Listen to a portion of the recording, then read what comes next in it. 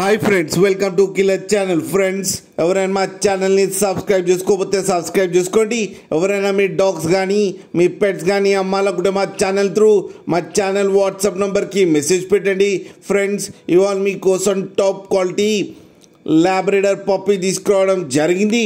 ఇది విజయవాడలో అవైలబిలిటీలో ఉంది.